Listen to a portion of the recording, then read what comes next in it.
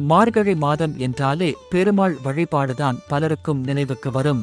ஆனால் இதே மார்கழி மாதம்தான் சிவபெருமானுக்கு உரிய மிகப்பெரிய திருவிழாவுக்கும் காரணம். அந்த திருவிழாதான் ஆருத்ரா தரிசனம். இந்த ஆருத்ரா தரிசனம் ஏன் சிறப்பு? ஏன் இந்த நாளில் களி 7 காய் கூட்டு செய்யப்படுகிறது? ஏன் நடராஜ பெருமானுக்கு இது முக்கியமாக கருதப்படுகிறது? இதன் பின்னணியில் இருக்கும் ஒரு உருக்கமான பக்தி கதையையும் ஆழமான ஆன்மீக அர்த்தத்தையும் இன்று முழுமையாக தெரிந்து கொள்ளப் போகிறோம். 27 நட்சத்திரங்களில் திரு என்ற அடைமொழி பெற்றவை 2 தான். அவை பெருமாளுக்குரிய திருவோணம், சிவபெருமானுக்குரிய திருவாதிரை ஆகும். தமிழில் திருவாதிரை, வடமொழியில் இதையே ஆருத்ரா என்று கூறுகிறார்கள். இந்த ஆருத்ரா தரிசனம் ஏன் நடராஜ பெருமானுக்கு உரியது? அதற்கான புராண காரணங்களை பார்க்கலாம். ஒரு காலத்தில் தாரகாவனம் என்ற இடத்தில் பல முனிவர்கள் வாழ்ந்து வந்தார்கள். அவர்கள் ஒரு தவறான கோட்பாட்டில் இருந்தார்கள். கர்மத்தை மட்டும் செய்தால் போதும், கடவுள் என்ற ஒருவன் தேவையில்லை. இந்த அகங்காரத்தை அடக்க பஞ்சபூதங்களின் ஆதாரமான ஸ்ரீ சிவபெருமான் பிச்சாடனர் ரூபம் எடுத்து முனிவர்களின் இல்லங்களுக்கு பிச்சை கேட்டுச் சென்றார். அழகிய பிச்சாடனரை கண்ட முனி பத்தினிகள் அவரின் பின்னால் செல்லத் தொடங்கினார்கள். இதைக் கண்ட முனிவர்கள் அகங்காரத்தாலும் கோபத்தாலும் வெகுண்டு எழுந்தார்கள். முனிவர்கள் வேள்வித்தியில் இருந்து பயங்கர சக்திகளை எழுப்பினார்கள். மத யானை, மான், உடுக்கை, அக்னி, முயலகன் இவை அனைத்தையும் சிவபெருமான் மீது ஏவிவிட்டார்கள். ஆனால் சிவபெருமான் மத யானையை வீழ்த்தி அதன் தோலை தரித்துக் கொண்டார். மான், உடுக்கை, அக்னியை தாமே சுவீகரித்துக் கொண்டார். முயலகன் மீது வலது காலை ஊன்றி இடது காலை உயர்த்தி ஆனந்த தாண்டவம் ஆடினார்.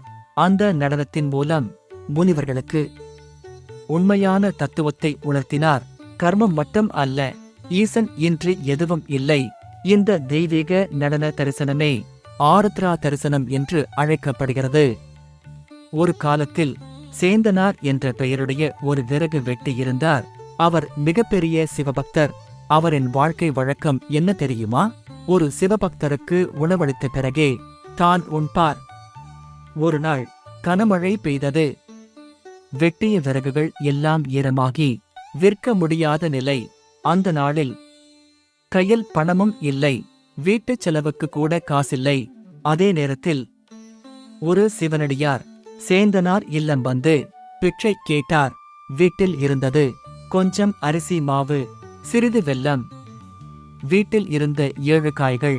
சேந்தனாரின் மனைவி அதை வைத்து களி செய்தாள். 7 காய் கூட்டு செய்தாள். முதலில் அந்த சிவனடியாருக்கு முழு மனதோடு உணவளித்தாள். அடியார் பசியாறிய பிறகே சேந்தனாரும் அவரது மனைவியும் உணவு உண்டார்கள். அடுத்த நாள் கோயிலை வழக்கம் போல திறந்த அர்ச்சகர் கருவறைக்குள் சென்று பார்த்தபோது அங்கே களியும் கூட்டும் சிதறிக் கிடந்தது. அப்போதுதான் உண்மை புரிந்தது. நேற்றைய சிவனடியார் யாரும் அல்ல, நடராஜ பெருமானே பிச்சாடனர் ரூபத்தில் சேந்தனார் இல்லம் வந்திருந்தார். சேந்தனாரின் உண்மையான பக்தியை உலகுக்குக் காட்டவே இறைவன்தானே அவன் இல்லம் தேடி வந்தார். இந்த நிகழ்வு நடந்த நாளே மார்கழி மாத திருவாதிரை நாள். அதனால்தான் இன்றும் ஆருத்ரா தரிசனம் அன்று களி மற்றும் 7 காய் கூட்டு நடராஜ பெருமானுக்கு நைவேத்தியமாக செய்யப்படுகிறது. இன்னொரு புராண நிகழ்வும் இந்த நாளுக்கு பெருமை சேர்க்கிறது. திரேதாயுகா என்ற பெண் பார்வதி தேவியின் தீவிர பக்தை. திருமணமான 3வது நாளிலேயே அவள் கணவன் இறந்து விடுகிறார். துயரத்தில் மூழ்கிய திரேதாயுகா பார்வதி தேவியை நோக்கி கதறி அழுதாள். அவளின் அழுகுரலை கேட்ட பார்வதி, என் பக்தையை நான் கைவிட மாட்டேன் என்று சபதம் செய்தாள். உடனே சிவபெருமான் யமலோகத்தை நோக்கிப் பார்வையிட்டார். பதறிய யமன் திரேதாயுகாவின் கணவனுக்கு மீண்டும் உயிர் கொடுத்தான். பார்வதியும் பரமசிவனும் திரேதாயுகாவுக்கு நேரில் தரிசனம் தந்து ஆசீர்வதித்தனர். இந்த தரிசனமும் நடந்தது மார்கழி மாத திருவாதிரை நாளில்.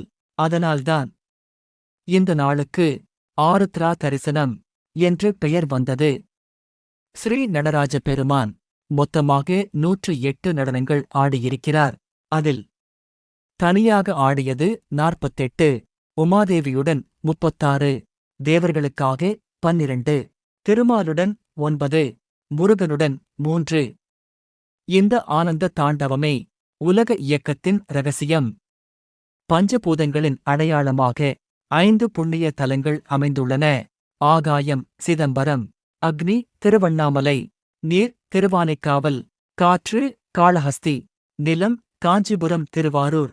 இதில் முதன்மையான தலம் சிதம்பரம். ஏனெனில் அங்கேதான் ஆகாய லிங்கமும் ஆனந்த தாண்டவமும் ஒரு சேர உள்ளது. ஆருத்ரா தரிசனம் நமக்கு சொல்லும் பாடம் ஒன்றுதான். இறைவன் அர்ச்சனைக்கு வருவதில்லை, உருகும் பக்திக்கே வருகிறார். களி கூட்டு என்பது வெறும் உணவு அல்ல, அது பக்தியின் சாட்சி. எனவே எல்லாம் வல்ல சிவகாம சுந்தரி உடனுரை. ஸ்ரீ நடராஜ பெருமானின் ஆருத்ரா தரிசன நாளில் அனைவரும் ஈசனை வழிபட்டு எல்லா துன்பங்களையும் நீக்கி எல்லா வளங்களையும் பெறுவோம். வீடியோ பயனுள்ளதாக இருந்தால் லைக் மற்றும் ஷேர் பண்ணுங்க. சேனலை சப்ஸ்கிரைப் பண்ணுங்க.